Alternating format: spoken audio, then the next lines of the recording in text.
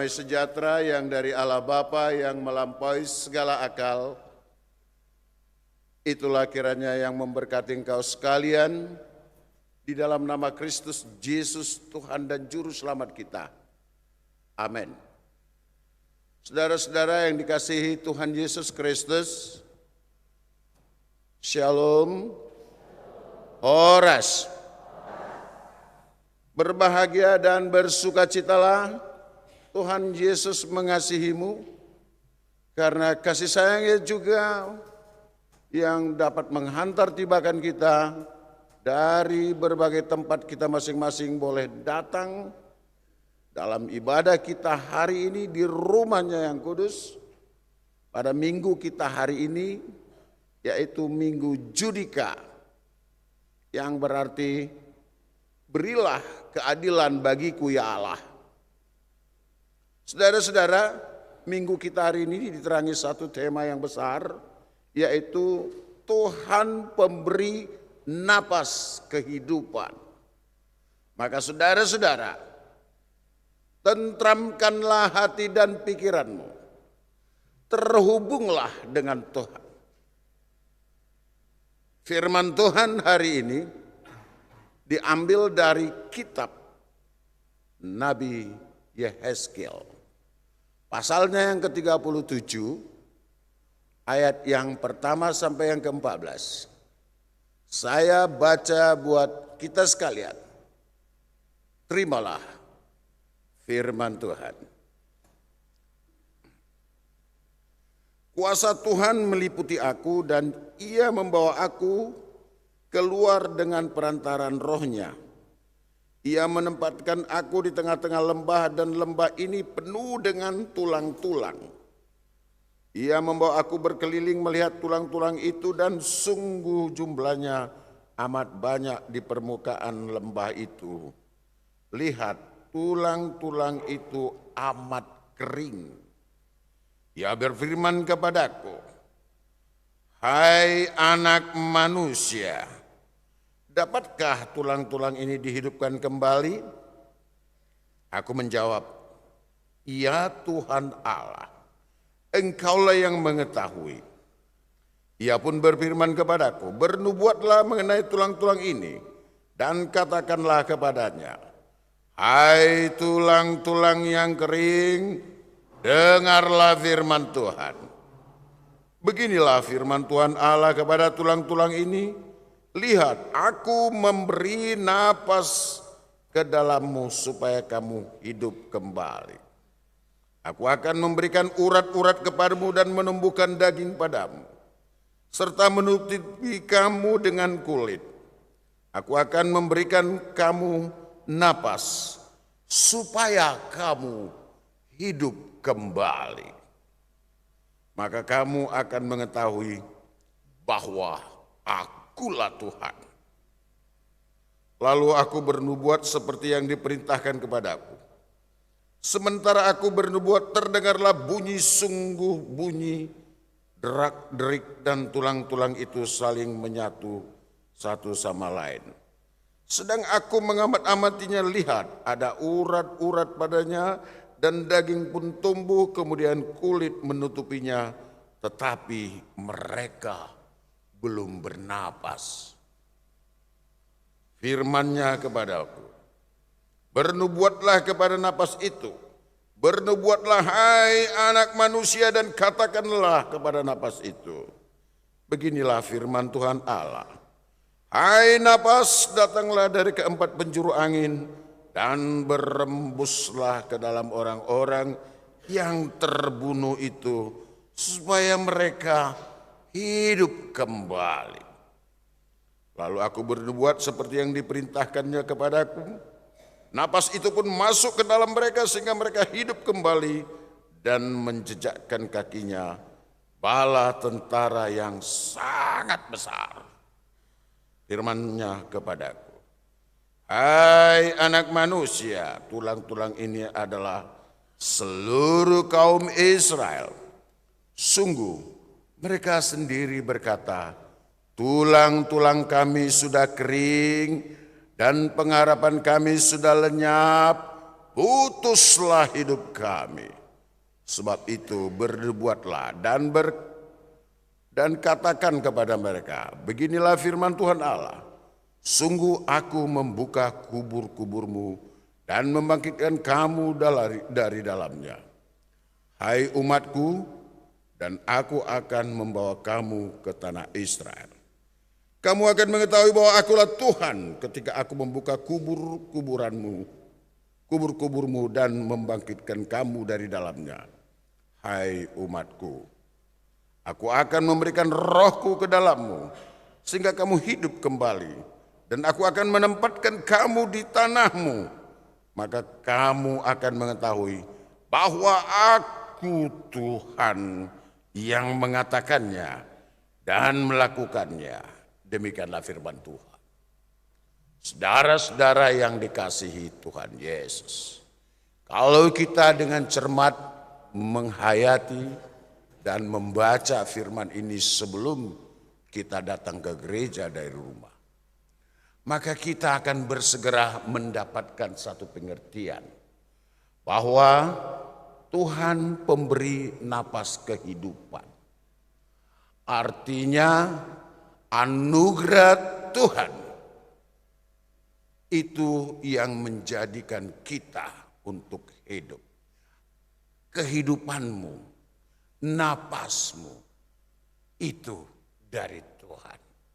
Kalau kamu hidup sampai saat ini bukan karena kuat dan hebat, tapi karena Tuhan yang memberikan itu, maka pertanyaannya adalah bagaimanakah pemberian itu kamu perbuat?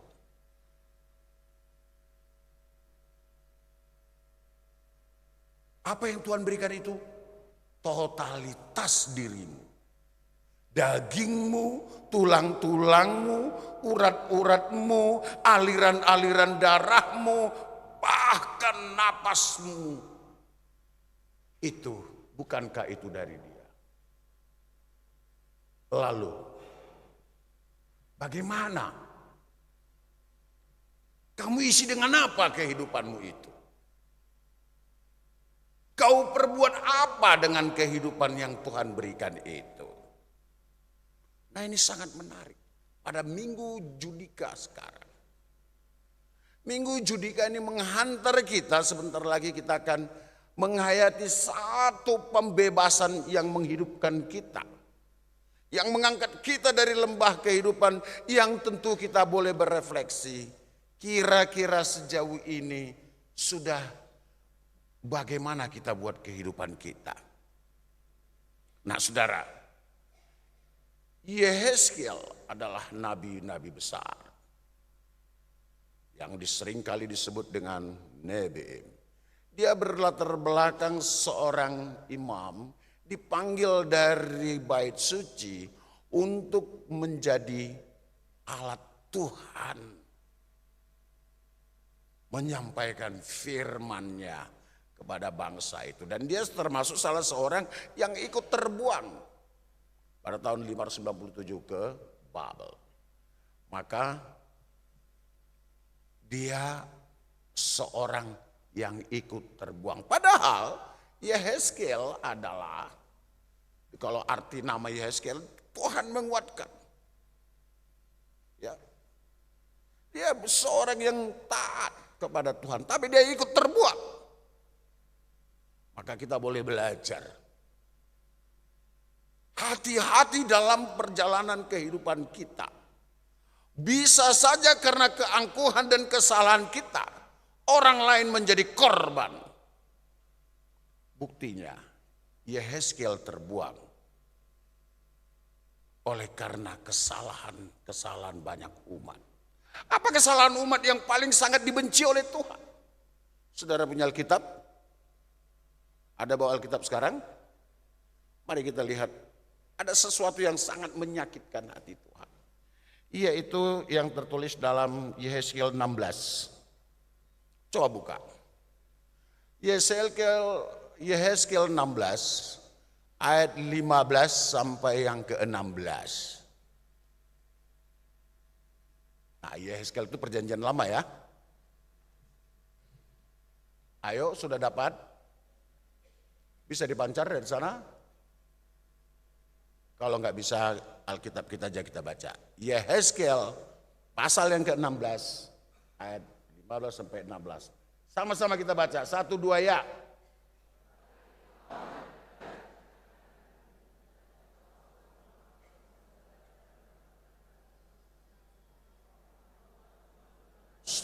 Stop. Unang sehera borong-borong, gitu. Kayak lauk tawon kan, gitu kan. Coba kita baca dengan baik dan tegas. 1, 2, ya. Dan engkau seumpama bersundal dalam menganggarkan kemakmuranmu, dan engkau menghamburkan persundalanmu. Engkau mengambil dari pakaian-pakaianmu.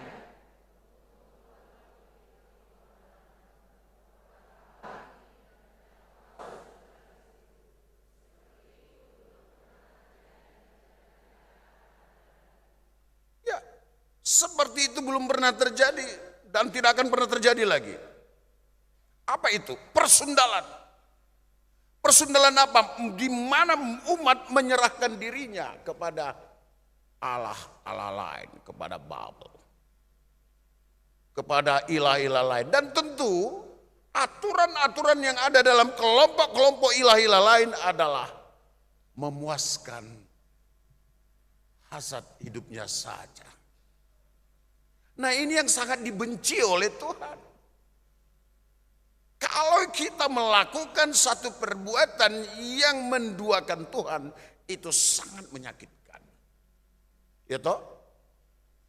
Hai para istri, ada di sini yang berstatus istri? Ada? Ada? Kan enggak semua Naomi kan? Ya. Kalau suamimu mengkhianati atau menduakanmu, sakit enggak? Sakit enggak?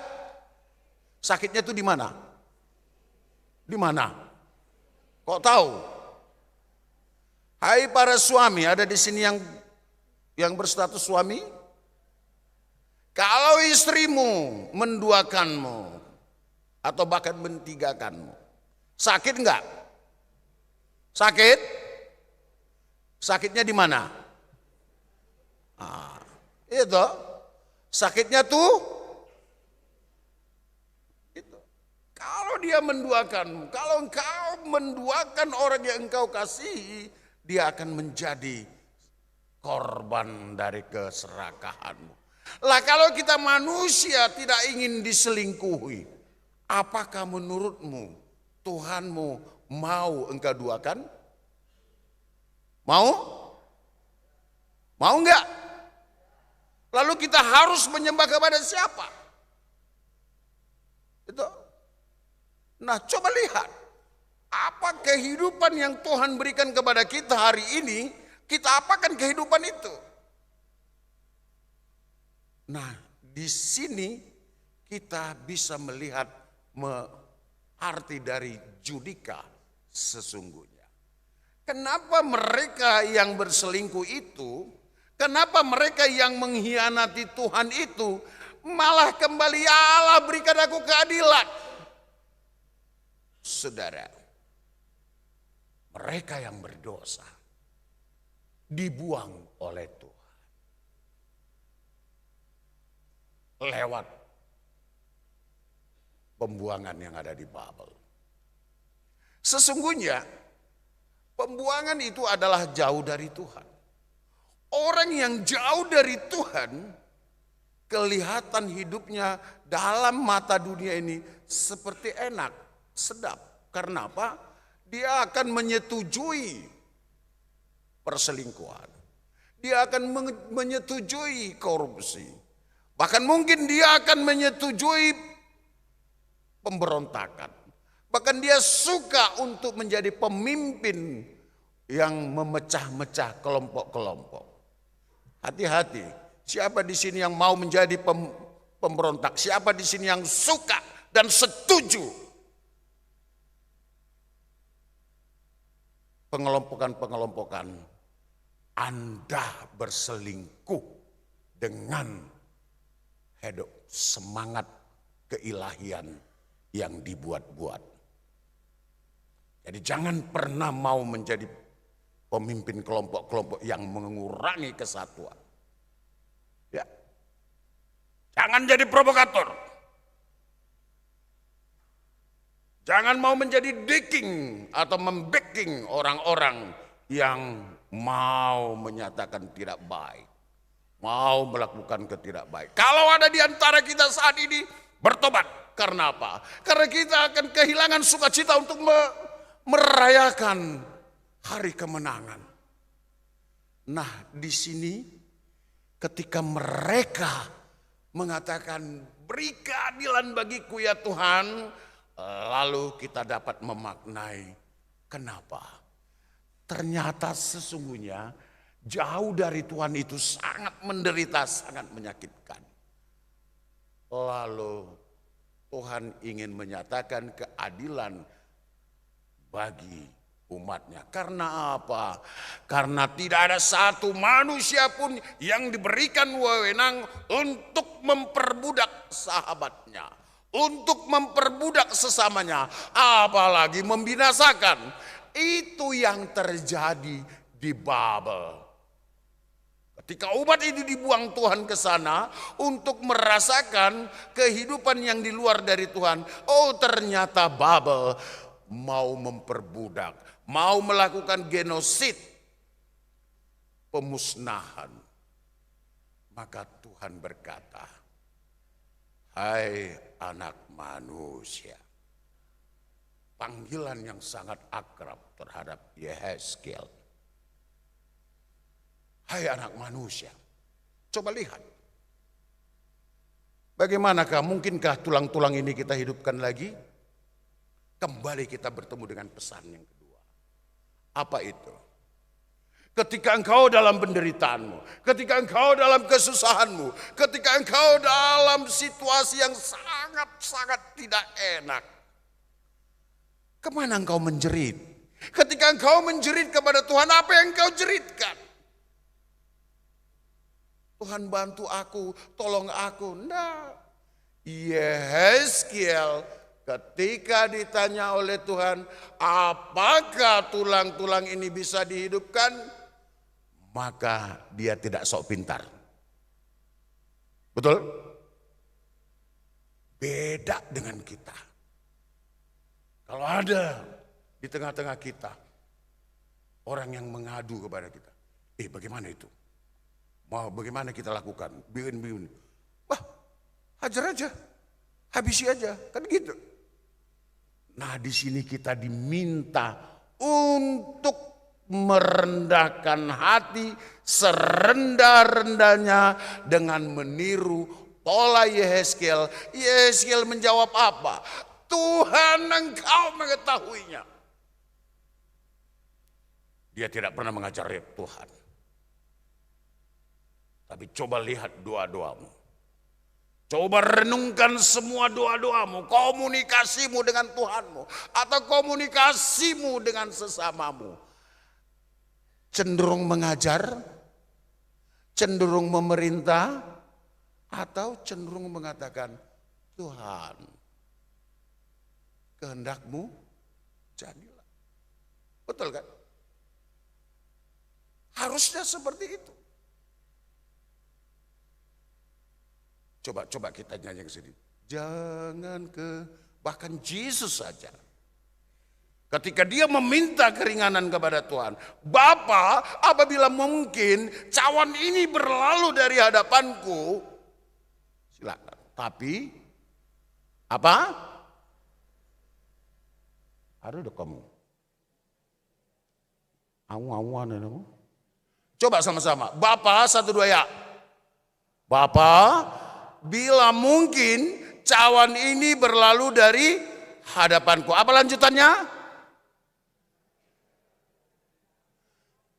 Jangan kehendakku, kehendakmu. Jangan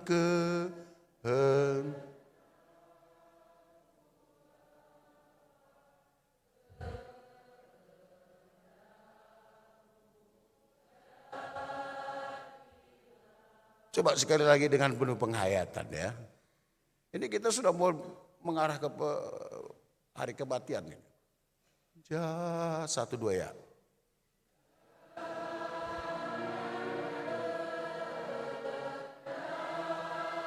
Ku Bapa kehendakmu jadilah. Ingat, kekristenan tidak pernah mengajarkan keangkuhan.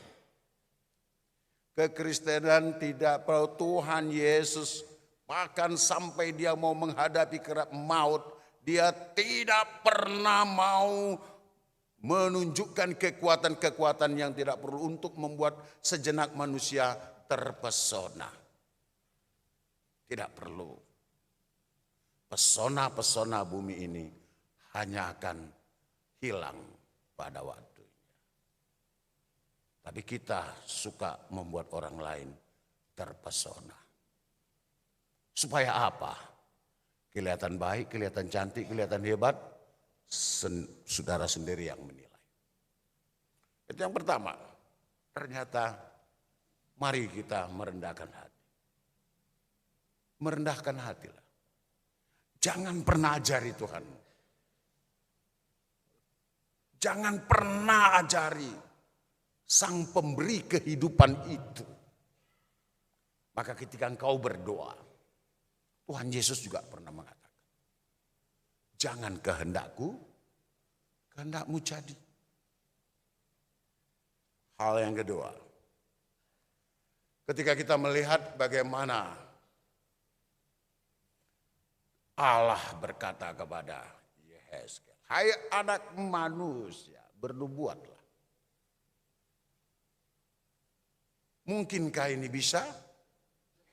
Maka ketika Yehezkiel bernubuat dan tentu dia melihat bahwa sesungguhnya ternyata tulang-tulang itu dituliskan dalam gaya metafor.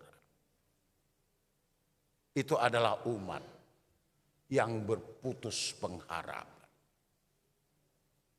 Itu adalah umat yang menderita. Itu adalah umat yang betul-betul tersiksa. Maka mungkinkah Tuhan membebaskan mereka dari sini? Mungkinkah Tuhan bisa mengeluarkan mereka dari derita itu? Jawabnya sangat mungkin. Tapi kita harus mengatakan, jangan kehendakku, kehendakmu jadilah. Pertanyaan itu juga bagi kita sekarang, yaitu ya bahwa ketika dia datang memberikan nubuatan, apa yang tuh Yehezkiel tekankan. Yehezkiel menekankan di tengah-tengah umat yang sedang dalam penderitaan itu bahwa janji Tuhan tidak akan pernah hilang.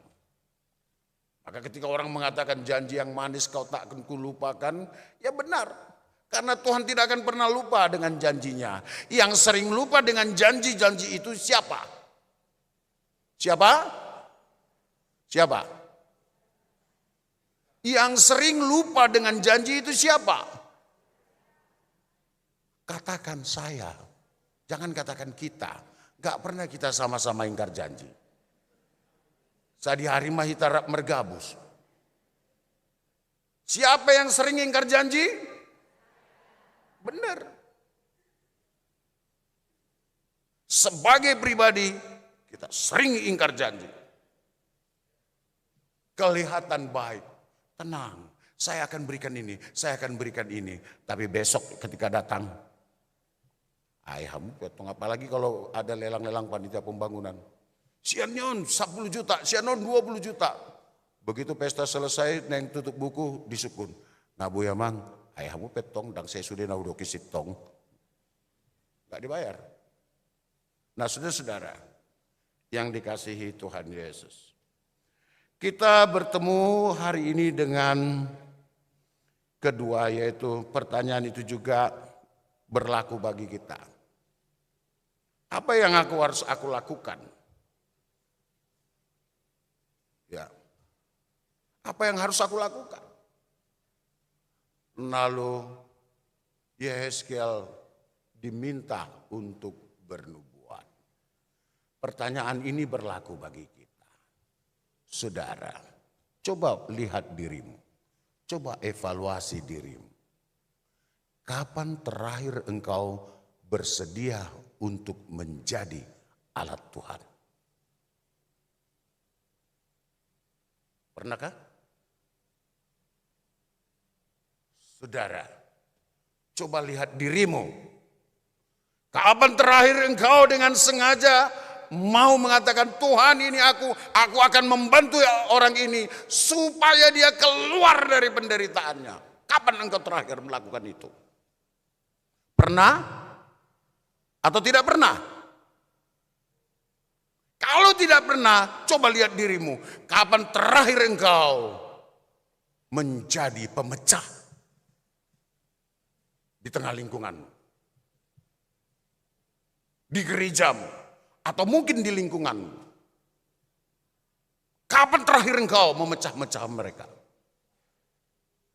Saat ini, firman ini mengajar kita bahwa apa yang harus saya lakukan?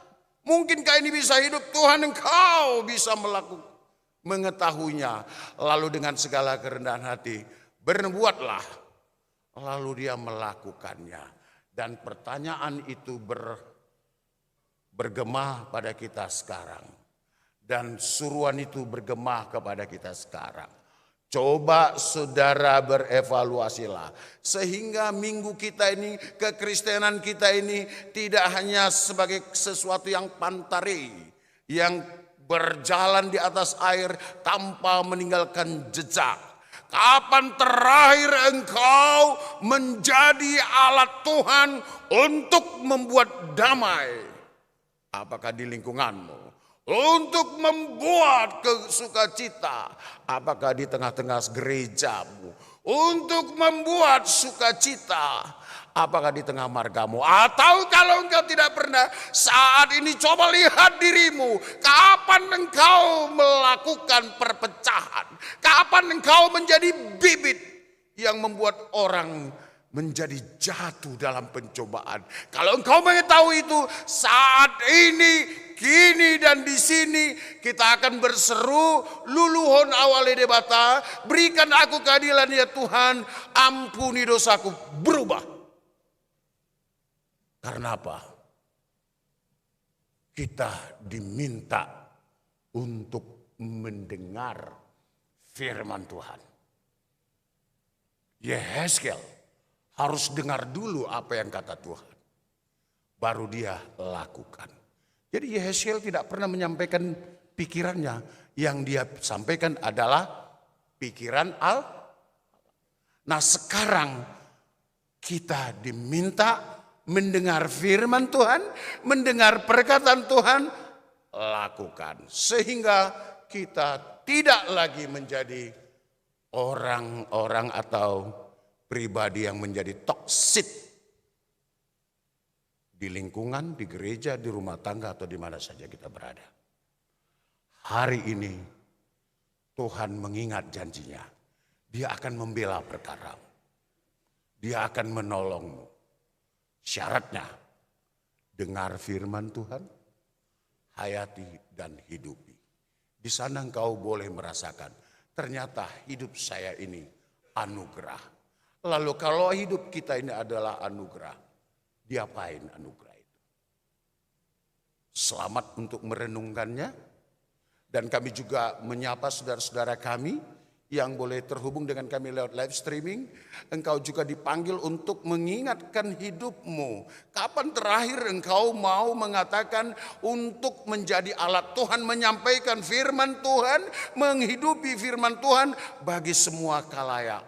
Yehezkiel dipanggil mendengar suara Tuhan lalu menyampaikannya dan menyuruh umat untuk menghidupinya.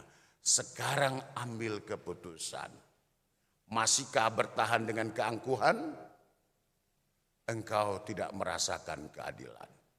Tapi kalau engkau masih mau melakukan kerendahan hati, di sanalah indahnya pengampunan itu. Dan juga saudara-saudara kami yang kurang sehat, yang tidak kami bisa sebut satu persatu, dimanapun engkau berada, Tuhan mengasihimu. Inang Basurya, sahabat kami, Nyonya Sibarani, yang ada di Jakarta, dan juga siapa saja saudara-saudara yang tidak bisa kami sebut satu persatu. Hari ini mukjizat akan dinyatakan kepadamu, berubahlah dalam kerendahan hati, katakan Tuhan, belalah perkaraku. Amin. Terima kasih Bapa untuk kasih sayang. Biarlah firman itu yang kau berikan, kami boleh dengar, kami hayati dan kami lakukan. Engkau yang memberikan sukacita bagi segenap jemaat. Engkau yang memberikan kelulusan bagi anak-anak kami yang sedang mempersiapkan diri untuk ujian-ujian akhir. Engkau yang memberikan pekerjaan bagi anak-anak kami yang mencari pekerjaannya. Engkau memberikan jodoh bagi anak-anak kami yang menunggu jodohnya. Engkau yang memberikan pemulihan bagi saudara-saudara kami yang sedang sakit, dirawat di rumah atau di rumah sakit, yang kami tidak bisa panggil satu persatu. Engkau yang memberikan penghiburan bagi jemaatmu, saudara-saudara kami yang sedang berduka. Bapa, kasihani kami. Amin.